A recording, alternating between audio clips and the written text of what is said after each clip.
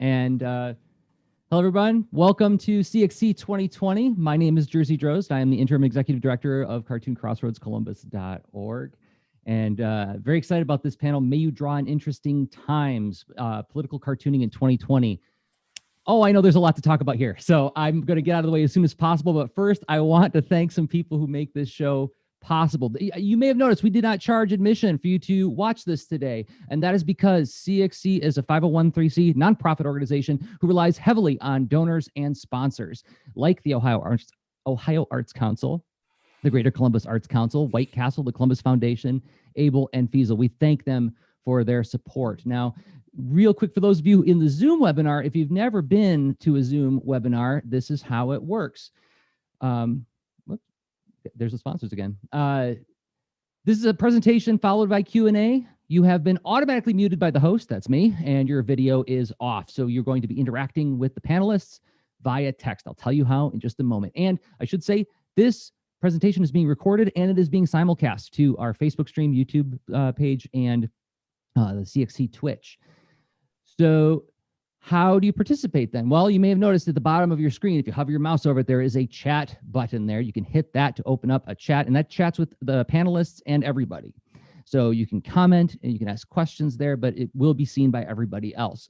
And then there's a Q&A button, and this is for people who may want to preserve a little bit of privacy. Like, let's say you want to ask a question, but you really don't not necessarily want to be identified by the panel when the question is addressed. So you can click on the Q&A button. This pops up, and you have the option to send anonymously. Even if you don't send anonymously, it will not appear in the chat. Only the panelists will see it. So with that, I will get out of the way, and I would like to introduce everybody to Cal. Take it away, Cal. Thank you for being here. Thank you. Thank you, Jersey. And welcome everybody from wherever you are to this great panel about editorial cartooning in the crazy year of 2020. And we have an amazing collection of quality cartoonists and high quality, high character individuals, an eclectic and diverse and a terrific, amazing collection of cartoons we're going to be sharing with you today. So joining me is a cartoonist. I want to go around the table here just to say hi to everybody. We're going to start on my over in this direction. We got Dave Brown. Say hi to everyone, Dave. Hey guys, great to be with you. Good to see you, Cal. Good to be with you, man. This is great. And then we have over in this direction, we're going to have Angela Lopez. Angela, say hi to everyone. Hi, welcome, and thank you for joining us. That's it. Down on this side, over down here, Pat Bagley from Salt Lake. Hey, Pat. Hey, thanks for having me. Glad to be here. And we have Jen Sorensen, who's just down there. Jen, how you doing? Hey everyone, thanks for joining us. And then Eric, can you say Eric Garcia is down under that? I feel like a musical squares here. Eric, say hi. Hello, honored to share space with everyone. So, and I'm Cal Calher. I'm the editorial cartoonist for The Economist magazine, cartoonist also for the Baltimore Sun and for Counterpoint, which is an online editorial cartoon newsletter.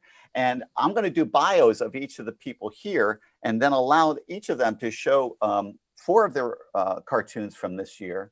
I've asked them also to choose one cartoon of another individual who they think is doing interesting and creative work in this crazy year. Then we're going to open the floor. We're going to first have little conversations amongst ourselves, talking with the cartoonist. Then after we see everybody's work, we're going to have a group conversation that's going to include you. So please, question and answers, join into the mix. We're going to have an awful lot of fun. And believe me, we have a lot to talk about. You remember that 2020 started off really quietly with a presidential impeachment and nearly a war with Iran. And since then, we've had, marches for racial justice. We've had a pandemic on top of a completely lunatic presidential campaign. And it's been a time, rich and ripe for satirists, cartoonists, and commentators, but also surprisingly challenging. So what I've asked each of these guys to submit their cartoons. And first, I'm going to start with you, Jen, if you don't mind. I'm going to get to my screen. I'm going to pull up the PowerPoint with your cartoons. And let me see if I can do this properly.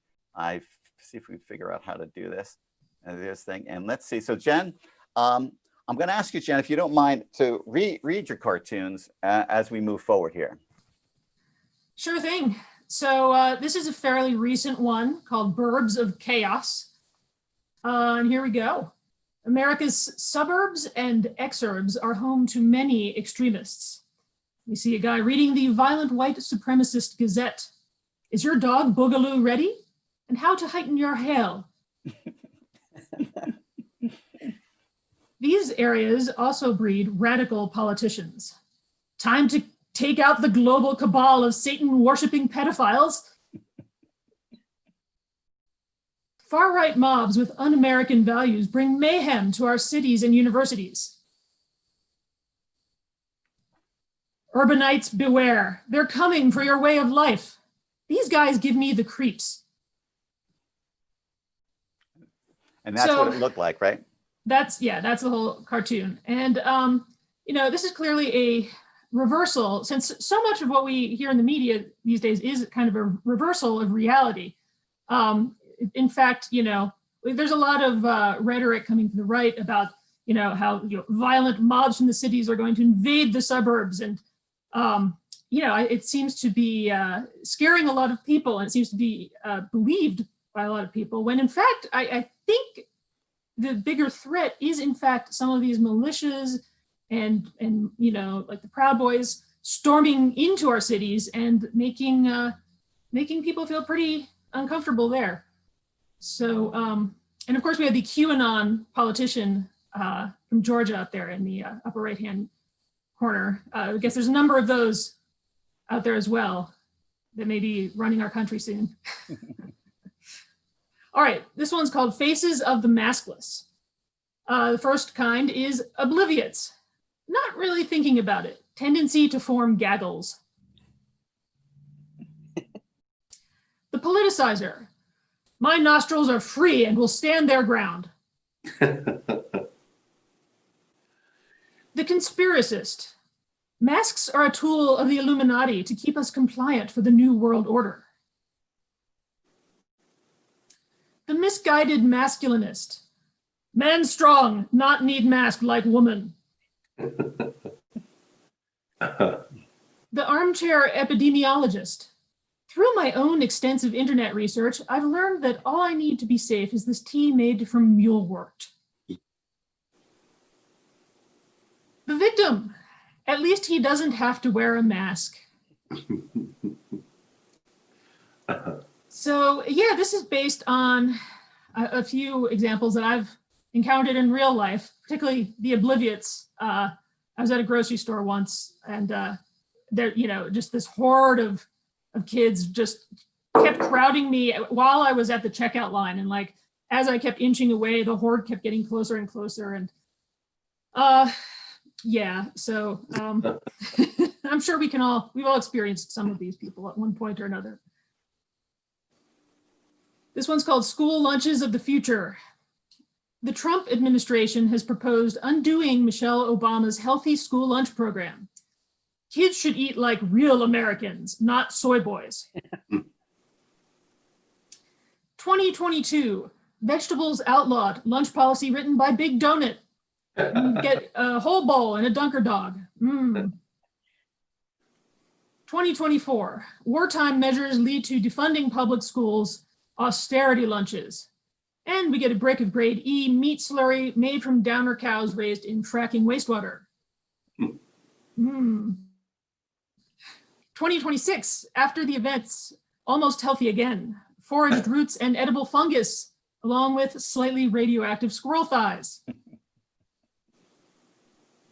So this is the kind of cartoon I really like to do, in that it's not necessarily about politicians and headline news, but it's about these very important stories that are happening just under the radar, and they get overlooked these days because there's always just a crazy tsunami of headlines. But this is the stuff that's actually happening and actually affecting people's lives.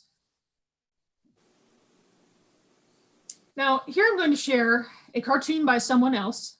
This is by a cartoonist named D.L. Weeks, who is, I guess, I learned about her on Twitter. We follow each other on Twitter. And I saw that she was doing this thing called the Utah COVID Memorial.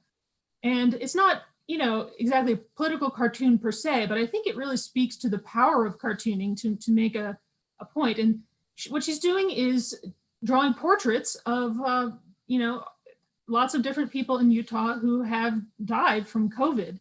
And if you go to the site, you can click through each image and it links to their obituary. And I think it's very touching and very moving. And I'm kind of surprised it hasn't gotten more coverage. Well, first of all, guys, come on, give it up for Jen, all right? Thank you. Good job, Jen, good job. Well, Thanks, Cal. one of the interesting things about the cartooning world, of which people who attend something like Cartoon Crossroads, you see a whole variety of different styles and approaches. And in the editorial cartoon world, the commentary world that we all kind of exist in, there's many people who do daily cartoons firing on deadlines. And what's so great about yours, Jen, is that you're a big picture kind of character. You're looking at lots of the interesting angles in society. I'm just curious, one question that all cartoonists get asked a lot, but as a cartoonist, I'm dying to ask you this question is, where do you get your ideas from? I mean, how do they, what is it that you're searching for in when you see the news breaking? Right. Well, in general, I try to go with whatever it is really getting under my skin that week. Like just what moves me on an emotional level, because I find if you can tap into that anger or whatever it is that you're really feeling, you're going to do a better cartoon about it. Now, there are weeks when I'd like to do a cartoon about a particular topic, but I don't have any good ideas on that topic. And so, I wind up doing something else. But for me, it's like, and especially if I can find that story that I feel is really important that people aren't talking about, that really appeals to me. That's interesting. Anybody else have any questions? Can I jump in here about the cartoonist that you chose is not your cartoon, DL Weeks? Right. Okay, she's on Twitter and she goes by the handle Fluffalo Rome, I think. Yes. But she's an absolutely great follow. And she, besides doing that Utah memorial, she does political cartoons and she's great. She's wonderful. So great. Good choice, by the way. Jen, I love your work, and I think it's great to bring some of these issues in social commentary to light. And I love your artwork and your caricatures, and great job. Oh, thanks so much, David. I appreciate it. Great. Well, let's move on. Next up is Angela Lopez. Okay, so Angela, let me read a little short bio here. Angela Lopez has been doing editorial cartoons since 2008. He first was published in the Tri-City Voice, a community newspaper that covers the east part of the San Francisco Bay Area. Since 2012, he's been a regular editorial cartoonist for the Philippine News Today, a Filipino-American community newspaper circulating in the San Francisco Bay Area. So now I'm going to go back to the share screen and pull up your work, Angela. Let's see if we can make this work this time again. This would be really amazing if I can. There we go. Fire away. Okay. Okay, I'm unmuted. So yeah, I did this cartoon recently. The Philippine legislator passed an anti-terror law, and a lot of groups, especially the Catholic Church, have been petitioning against this anti-terror law because it's a law where they try to get jail people for terrorism, but their definition of terrorism is so vague that anybody could be arrested for this anti-terrorism law. And they're already having problems in the Philippines with the Duterte government attacking people who criticize them. So people, lawyers, but especially the Catholic Church are trying to petition the government to get rid of this anti-terror law. So, and this is just another one where Duterte, one of the things about Duterte for the past few years, since the very beginning, he's been pushing for the police to use extrajudicial killings to try to fight against this drug war and stuff. And so around 27,000 people have died so far from this drug war, and most of those people were not, they didn't have trial. They were just shot and killed and stuff. And I think 2/3 of the people who got shot and killed were actually shot and killed by vigilantes, not even by police. So, and I did this collage of skulls because I think for the past 4 years I've been drawing skulls, and I'm kind of getting tired of drawing skulls. So I just started collaging skulls just to make it a little easier for me. Yeah, and as well as killing people and stuff. Duterte has been attacking the press, and so the Philippines, I think it's one of the top 4 most dangerous countries in the world for journalists right now. So one of the top, actually the top, news media in the Philippines, ABS-CBN, just got its franchise taken away by the legislature, and the legislature is pretty much dominated by supporters of Duterte. Top journalist from the news media Rappler, her name is Maria Ressa. She just got convicted of a cyber libel law that didn't even exist when she supposedly broke the law. And these other ones, Balatlat and the Catholic news media, those are have also struggled, to get their. They've been criticized by the Duterte government and by Duterte himself. He's threatened to anybody who criticizes him, go ahead and kill. So it's not been good. Yeah. Oh, and this is a cartoonist that I really like. His name is Andy Singer. Andy, I met him, I learned about him from one of these cartoonist collections that Ted Rall did. And he's one of the first cartoonists I met on Facebook, but I like him just because of his quirky style and stuff. And the fact that I like to do cross-hatching and he likes to do cross-hatching too. But I like his kind of, the different take that he takes on different issues. So. Yeah, so Great. Well, give it up for Angelo. Oh. Thank you. Good job. So this is interesting. When we were in the introduction, we talked about 2020 being a crazy year, and of course for the Americans, they think America, which has got other stuff going on, and it's often hard to look outside our borders to see that everywhere around the world this is also the craziest year ever. And the Philippines, like other countries that have had autocratic leaders, very much in the vein of Donald Trump, populist, usually conservative. They're having all sorts of issues as well. And Philippines, one of the ones that jumps to the top of people's attention. And it's so curious that here you are in San Francisco, you're doing cartoons about the Philippines. I'm curious about the challenges that brings for you trying to do that. Well, I've only been in the Philippines 1 month my entire life. So at first when I first started doing the Philippines, I had to do a lot of research and stuff. I was pestering my parents about issues and stuff.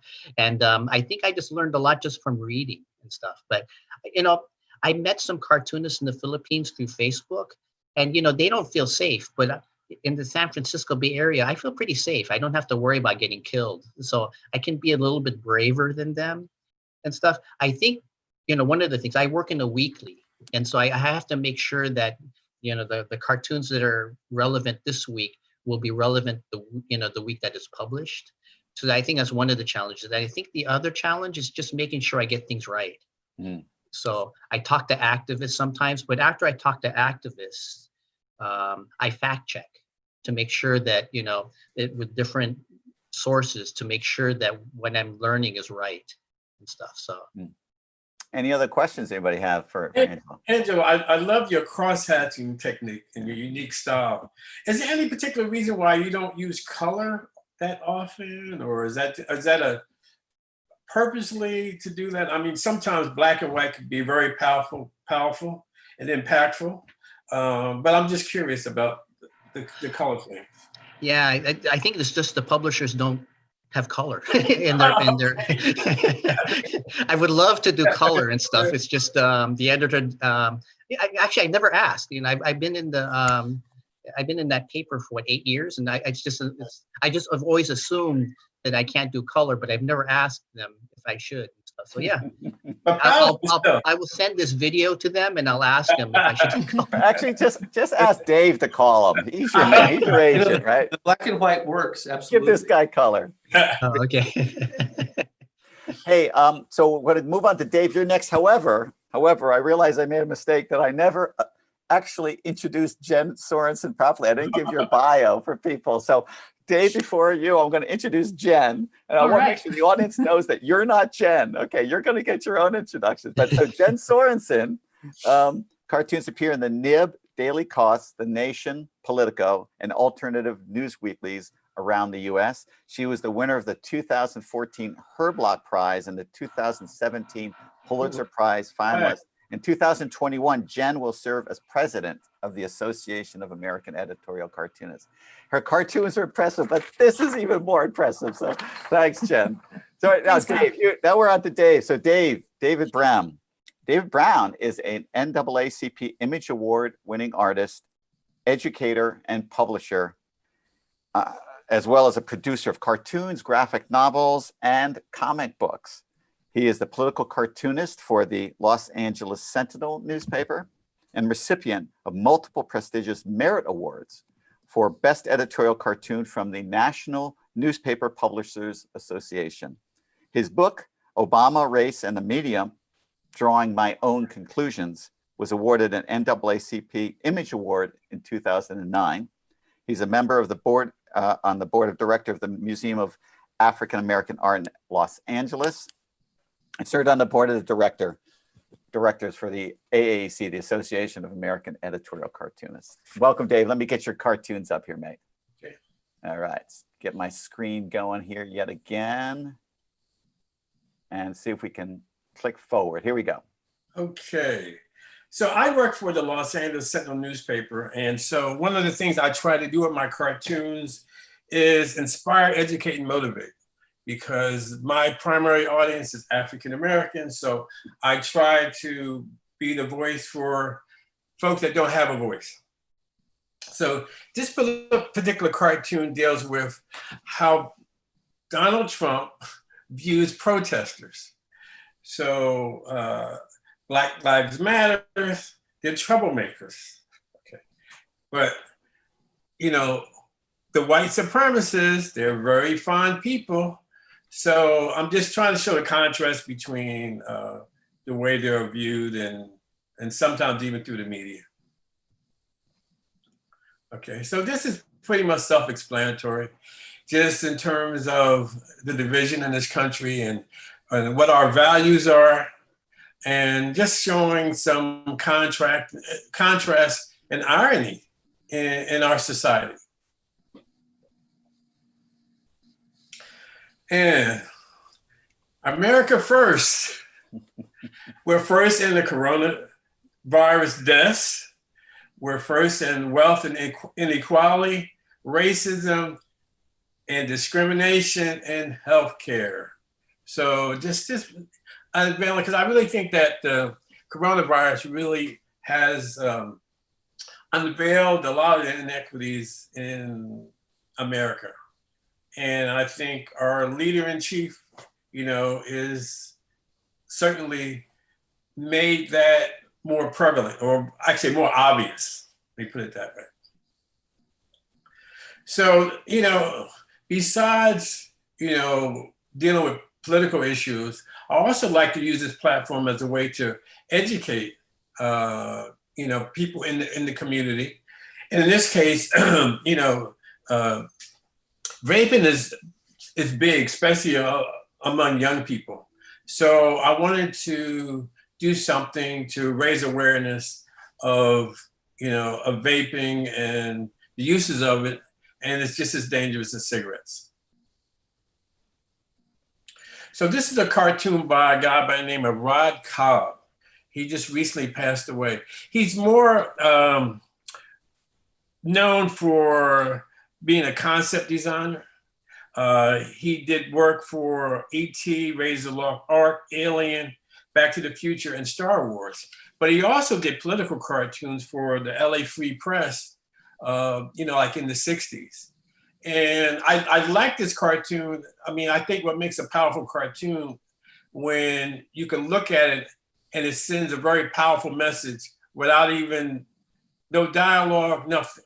And so he has a really powerful way of conveying, the irony in this particular situation. All right, Dave, thanks so much. Give it up for Dave. Thank you. Dave, thanks so much. And also, Ron Cobb was a great influence for me as well. He's Australian, I believe. Is that right? Yeah, he's Australian. Australian cartoonist. So Dave, this has been a historic year around the issue of racial justice, and I'm curious for you, what has been some of the challenges of operating with this very powerful subject out there and tackling it? And you talked about yourself being an educator, and you spend a lot of time out in the community talking to folks. I do. Tell me about what it's been like for you to operate in this year. Well, what's really interesting is that I've been doing this since I started doing cartooning, and I worked as a teacher. I had did an after-school program for a number of years in South Central Los Angeles. I've had an art program in the juvenile halls. But what's interesting about this year, I really feel like it's a tipping point, and this may really have some real traction, not unlike in the past where it feels like, it's just that the people in the Black community that realize there's these inequities. And what's interesting is, I just retired from teaching. I was teaching, I taught for about 11 years for the school district, Los Angeles School District. And I remember, and I was the only African-American on staff. I teach design, I teach animation. And it was really interesting how folks felt like this racial thing was something new, like, oh, David, how are you handling that? George Floyd, this, was for that. I was like, I've dealt with this all my life as a Black man in America. So it's nothing new. What's different about it is I think, other ethnicities are really realize what's going on. And I think part of it probably because of the pandemic. Everyone's sitting at home watching TV, and what do they see? They either listen to Trump or they seeing, some of this. The George Floyd's death was horrible, and it was like, and I think that the thing that I'm optimistic about is that maybe this will be, a tipping point where there will be real change. Great. So, well, let's move on. Thanks, Dave, by the way. Really great. Well, we're looking forward to furthering that conversation. We're going to go to Eric Garcia. You're up next, buddy. And Eric, I love the way that you write your bio, guys. Pay attention to this bio. Really well done. So it starts off, Eric Garcia started creating political cartoons while in the U.S. Air Force. At first, it was to poke fun of officers, but later evolved into satirizing his job and the military itself. One of the few Chicano political cartoonists, Garcia has unique perspective that offers new ways of visually and intellectually examining world affairs. This Chicano perspective offers a critical vision of the often misguided, quote unquote, American dream. If you're looking for funny punchlines, Garcia's cartoons are not for you. But if you want to pull down Uncle Sam's pants and see what's really going on, look no further. Garcia's weekly series, El Machete Illustrated, is black and white, one-panel critique that shreds conservatives and disembowels liberals. Wherever hypocrisy lurks, the machete strikes. Well done, Eric. So let me call up your cartoons here, and we will, one more bit here. And take it away, Eric. Yeah, and so what I did something a little bit different. I put two cartoonists that I'm looking at, that I'm always looking at, but that I wanted to highlight, and then I'm gonna show a couple of mine towards the end. So this first one is of Angela Lopez. I often look at his work to see what's going on in the Philippines and seeing what's going on with that community. And I love cartoons that deal with historical, that give some historical background so people understand what's happening in the present. And this perfectly exemplifies what I'm talking about. We have this Asian American walking down the sidewalk, and as she's walking, all the different steps that she's moving forward over are different things that are different races and prejudice situations that have happened in U.S. history. So we have the Chinese Exclusion Act, the Watsonville riots, Japanese American internment camps, Vincent Chin, 9/11. Now we have COVID. She's about to step out. So all these are different racist movements that have and are happening against the Asian community here in the United States. And I think this exemplifies really good the past and the present is a good example of a cartoon that does that. The next cartoon is Is that the right one? no, I was going to put up Jen Sorenson's the next. Oh, okay, yeah, that one. There you go. So Jen, another cartoonist I admire, and I really liked what she had said previously about taking some of these important issues that get buried from all the other tragedy that's happening amongst us. And one of them is war. People don't realize we're still at war right now in many different places around the world. Unfortunately, the United States foreign policy takes us all over the world and continues to get us bogged down in these horrible situations that not only affect people around the world, us in multiple ways. And this little diagram that Sorensen put together is a perfect example of how we get embedded in these different messes. So the first, it's a little cycle, and it goes round and round. The first part of the cycle is these war hawks telling the public how it's going to be a splendid little war. And then we have these 9/11 falsely invoked, the justification that these wars are justified because they were somehow involved with 9/11 tragedy. And then it goes down to like these talking heads who are spreading this message of war via social media or what have you. And then we have the anti-war activists that are being ignored. Then we have step 5 is the super patriots who has this bumper sticker says if you're not supporting the troops, then you're a traitor, right? If you're against the war, then you're a traitor to your country. Then we have these political analysis trying to figure out, what happened? How come we're in this mess? And then we have these other people, these other citizens talking about,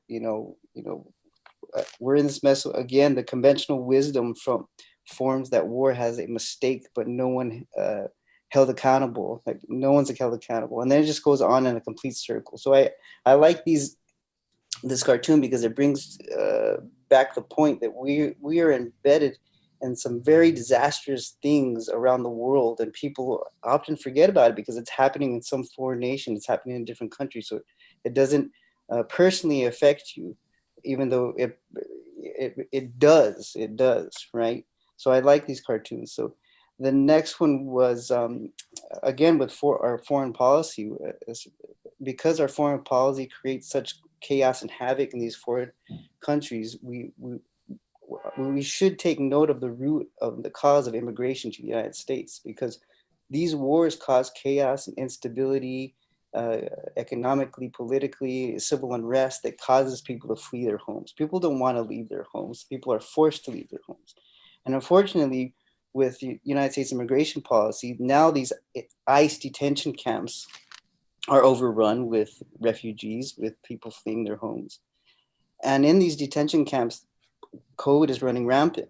Now, the United States response to this is to keep these, to not respond to the medical needs of these people in detention camps, and to export these people, export the coronavirus back to the countries and causing the pandemic to further explode. So it's pure evil.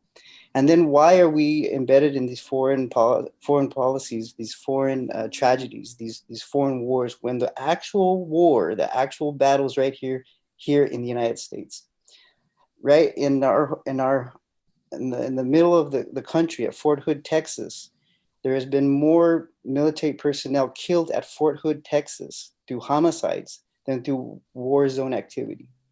And we just, past couple of months ago, Vanessa Guillen was the latest tragic military personnel who was tragically killed and sexually harassed in the military. So the war's not overseas, it's actually right here at home. And the last cartoon is dealing with, again, with the foreign policy or foreign ways of new colonialism, of capitalism, that are again, talking about what are the roots causes of these tragedies that affect all industry and capitalism encroaching into these environments that never had human contact. And what's happening? The environment is reacting and causing these different diseases and different animals to come out from these habitats who had never been in contact previously. And COVID-19 is one of them. And possibly could be a COVID-20 in the future if we still encroach on these environments that have dire consequences to destroying natural habitats and it's the irony is that the medical industry is actually, their mouths are watering because of all the different ways and possibilities to capitalize not only on the destruction of the environment, but and trying to analyze and trying to create antidotes for all these different diseases that are now plaguing our world. Well, go on, guys, give it up for Eric. Why I love these kind of roundtable things is that in addition to seeing people's work, you get to hear their words, and what you could tell, listen to you, Eric, is the same that Jen had mentioned earlier, passion being an important part of what you do. And your cartoons are very passionate. You can see they're strong. They've got a tremendous energy. But when you hear you talk about it, you get a sense of where that energy comes from, because you clearly feel real passionately about these issues. What is it like for you to take that passion and try to get it onto paper? Well, I think that's where all my energy goes to. I've been told I'm a very nice pessimist because all my negative energy goes towards the artwork itself. So I'm pretty mellow, mild-mannered person generally, but my artwork comes out totally different. That's funny. Isn't that funny? Well, we're going to go straight on to pass so that give us ourselves plenty of time to chat with everyone. We're going to close out this round with Pat Bagley, this is a great quote. Pat is the longest continuously employed full-time editorial cartoonist in America, having created over 10,000 cartoons in his 40-year career with the Salt Lake Tribune, with one newspaper. His work is syndicated around the globe. He has won dozens of awards, including finalist for the Pulitzer Prize. Pat, let me get your stuff on screen here, and then we're gonna let you take it away here. Oh, all right, go ahead, Pat. Okay, there you go. I think you can draw a bright line between the establishment of Fox News and the erosion of trust and faith in our national institutions. I mean, they started out as being, fair and balanced, which is just baloney. But it's just a cesspool of lies and misinformation. That's Fox News. Okay, here's time where Greta won the Person of the Year from Time Magazine, and all that Trump could do about it was rage tweet. But the thing is, she's got the facts, she's got the science on her side. We have a president who doesn't believe in facts and doesn't believe in science. I did this a couple of days ago. This is the only ID check Trump poll watchers are entitled to. And this woman is flipping off this Trump poll watcher with the bird. And this is one of those things that we as cartoonists have to deal with. How do you show somebody flipping the bird without actually flipping the bird? Because I work for a family newspaper. So you do that little black thing that kind of covers it up. And here's something that I just find so fascinating is that we are in the middle of a recession, the worst recession since 1928 by any measure, by you look at anything and this is worse than anything, and still Wall Street is hitting new highs. And I think they're delusional.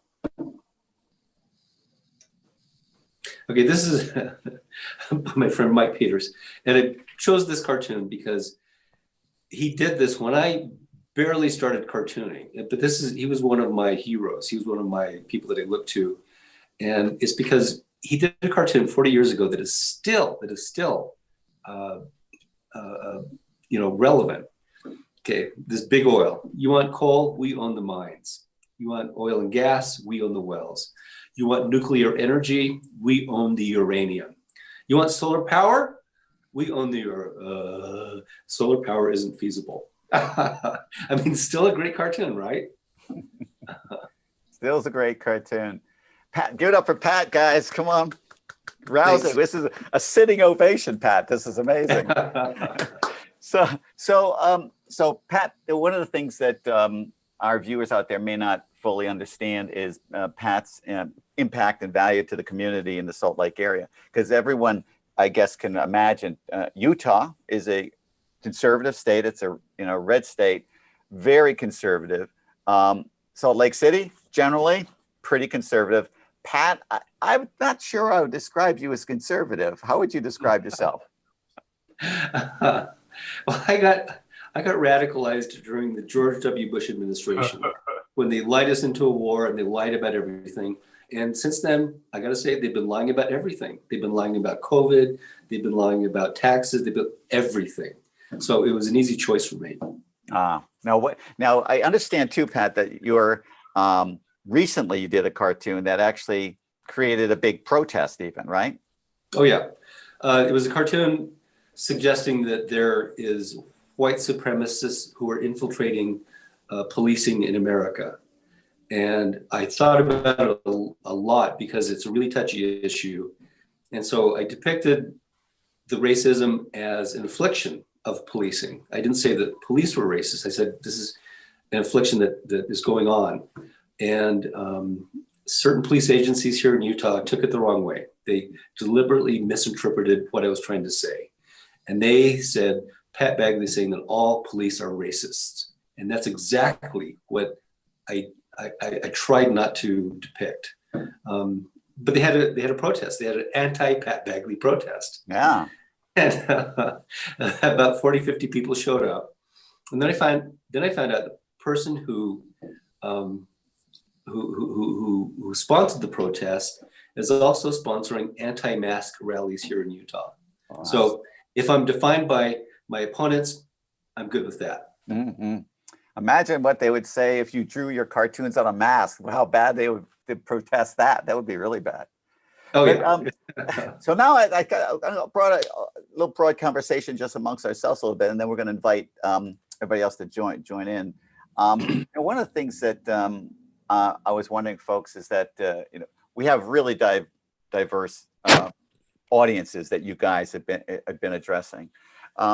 And this year, with all these crazy things going on, I'm curious whether there was, or how this year compares to all other years you've ever been involved in this business. Angela, you got something to say? No, I'm just thinking and stuff. But I mean, it's been crazy and stuff. But, I think for me, because of what's happening in the Philippines, I'm actually just kind of scared and stuff because the more stuff that Duterte's been doing, the more scared I've been getting and stuff. But in terms of it being different and stuff, I think Duterte's been using the COVID-19 pandemic as an excuse to be even more authoritarian than before and stuff. So, and I'm always worried about what I'm going to read next week. And when I read that 80% of Filipinos support Duterte, I keep, for the past 4 years, I keep thinking, why aren't they seeing what I'm seeing and stuff? And that kind of scares me and stuff. But, I think it's just for the past 4 years, it's an increasing fear. And stuff. So, well, Dave, I was going to turn to you because he talks about fear, but you're about hope, right? Yeah. But this year is different because it seems like it's more polarized. People either love it or they hate it. You know, it's like people are taking sides. You know, like the community work things that represent people of color and a voice for them. You know, I get lots of praise for that, and then you get these trolls, people. You know that well, you know, all lives matter. You know, I just find it's even more polarizing than it's been in the past.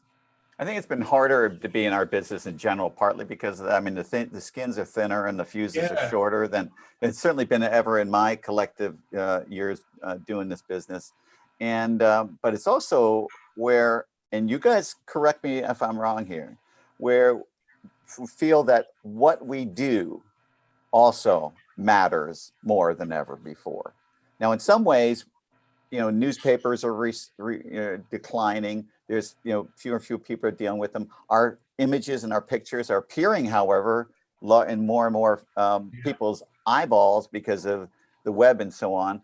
And the cost and the desires to get things right is on the tips of everyone's tongue. So we are basically engaged in a really important conversation, historic conversation on so many different subjects.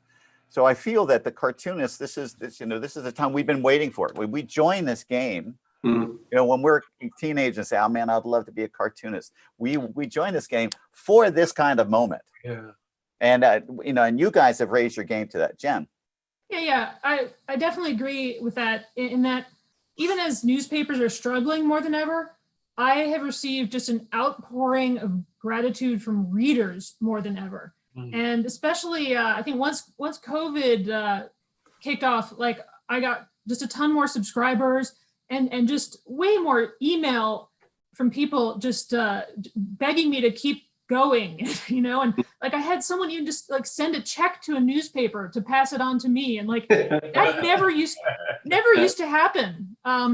So that really does keep me going, because honestly, there are some weeks where the news is so awful. It's such a struggle to get into a frame of mind where you're writing jokes, you know. And I was going to ask you all, you know, have you struggled with this, where the news is just so horrendous and you feel this responsibility, you know, to like translate it into something witty, but it is, you know, that for me has been the biggest challenge of this year. Yeah, Eric, what you could say? I think it's been a little overwhelming that there's so much going on that I just can't keep up with. But I think to back to that previous conversation about getting your work out there, I think we live in a time where we have so many different platforms for our work to be out there through social media, but at the same time, I'm scared that my artwork is only reaching a certain population, that the algorithms only allow you to absorb, right? So there's, I'm worried that my cartoons are only going to a certain population versus when it's published in a newspaper, anyone could pick it up, you know? So that's my big worry right now, that I'm not reaching the population that maybe that the different populations that I want reaction from, or I want to teach something to. That's one of my scares right now.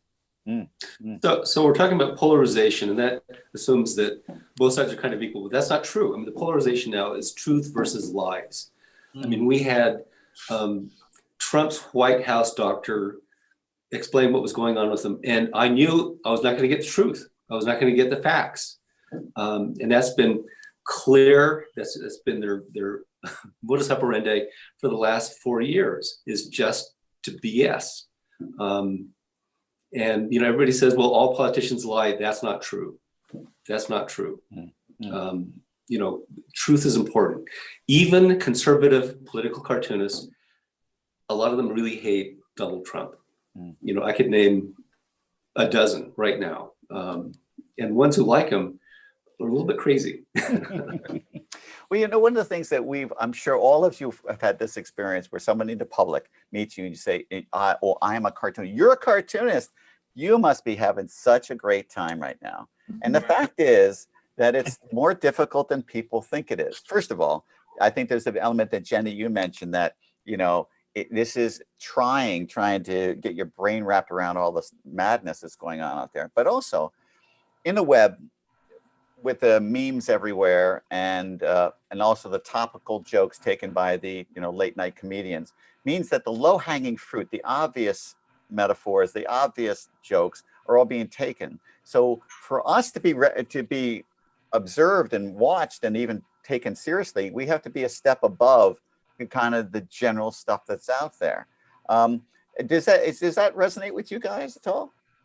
Yeah, I think Trump is, like you're saying, low hanging fruit. There's hundreds of political cartoonists that are stabbing Trump, every day with their pencils, and it's I've actually stepped back, trying not to focus so much on him, because there's so many other important issues. He's just a distraction for behind the scenes of all the other dastardly deeds that are going on. So that's how I try to maneuver around that.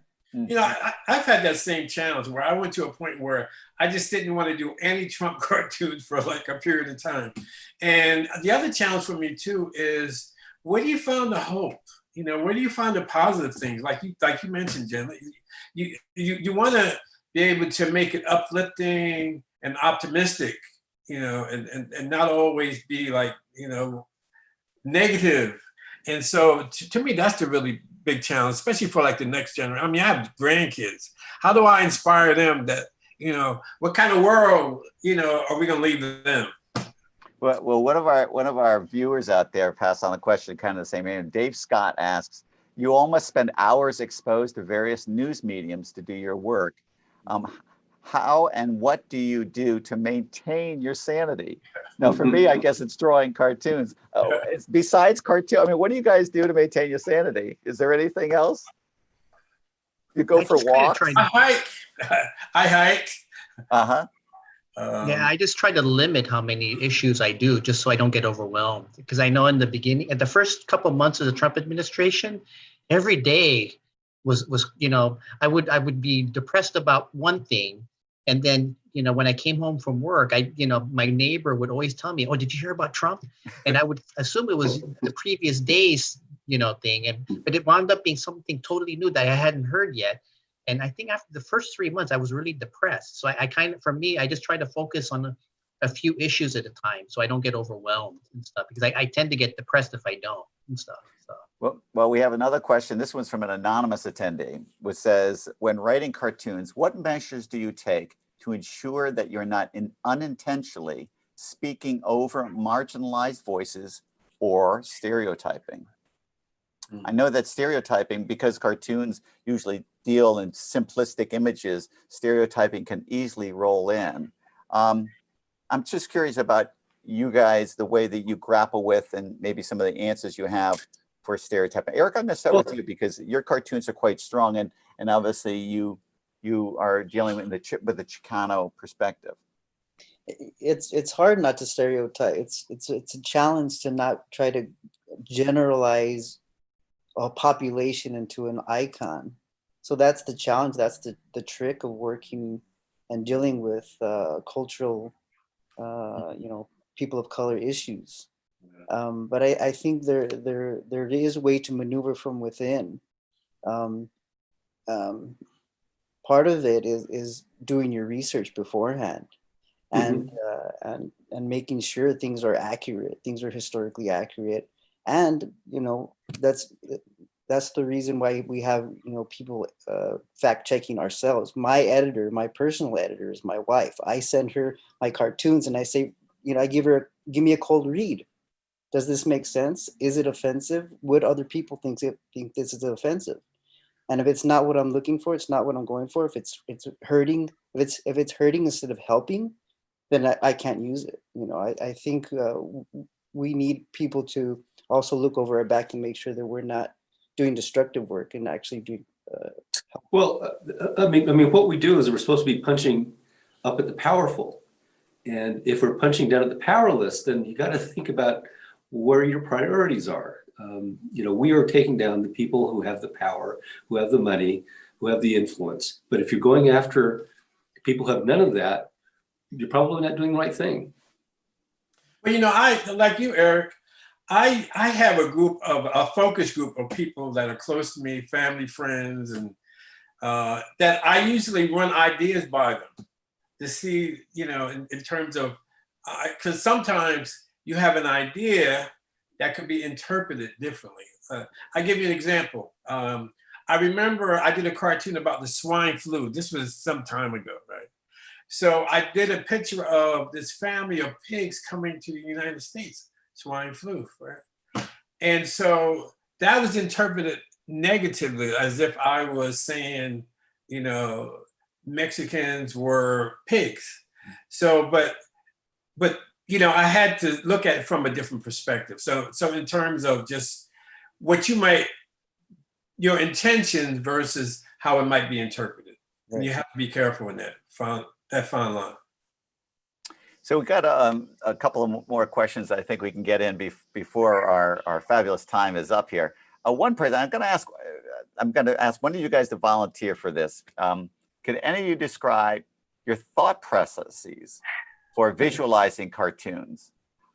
This person, Mike Dooley, specifically says about Trump news, but we kind of talked around that we often try to avoid Trump news, but just in the general visualization. Can you walk us through your process a little bit? Pat, do you mind if I point that one at you? Because you're a man with 10,000 ideas. So I mean, I've been doing this for over 40 years, and every day it's a tightrope walk. I have no idea what I'll be doing or how I'll do it. But I, listen to the news and I think what outrages me the most. And then I think, okay, that's the subject. What am I going to say about it? And then I have to sit down and start to doodle. And sometimes something comes up. Sometimes you make it sound so easy. He just doodles and it comes out. Come on. I mean, look, you also know that you're having an internal dialogue in your head about what's the important issues and how to approach it, and what's a clever way to bring it forward to make it engaging for the audience. Absolutely. And Eric brought up something very important, is you have to have an editor. You've got to have somebody that you can show your stuff to and say, I don't get it. What's this about? Everybody needs an editor. Well, I've got one question and we got 2 minutes. So I'm going to throw this out there. This is from John Author, who says, for those of you doing just one cartoon a week, and there's several of us here, how close do you work to deadline to make sure, as best you can, that you drawing is relevant to the readers when they see it? So how close do you work to deadlines? Jen, how close do you work to deadlines? Well, this is a perfect question for me. Basically, I work right up to deadline. I mean, I guess the first place my cartoon appears is Daily Kos at, like 6 in the morning. And so I am often up late. This is on Tuesday mornings. So I'm often up late Monday night, typically till about 2 a.m. maybe. And so in that way, procrastination is kind of a benefit in that I'm always, very up to the moment in terms of news, and I can make last minute changes. But it's been sort of a life goal to get more ahead than that. But so far that I've not achieved that goal. Well, cartoon deadlines are friends and enemies for all of us. And it reminds me of a joke from the UK. I lived in England for 11 years, drew cartoons over there for that entire time. And the cartoonist joke was never go to the pub with a cartoonist, because they will always wait till 1 minute before closing time before they offer to buy you a drink, because we love deadlines. That's the way we operate. But with that, we are actually just meeting our deadline right now to finish the 60 minutes of our chat here. It was such a delight to see all of your work and get to know your work a little bit better, and also hearing the voices behind the work is so revelatory and so much fun in this crazy year. So I know that you guys are going to be doing some tremendous work in the months ahead. Thank you so much for joining us. And I'm going to pass our torch over to the folks at CXC, and thank everyone for joining us during this time. Thanks a lot, Cal. Good to see you all. Thank you. Thanks, everybody. If we could have a round of applause for our panelists. And you can find out more about them on cartooncrossroadscolumbus.org. You can follow the links to their bios there. But thanks again, everybody.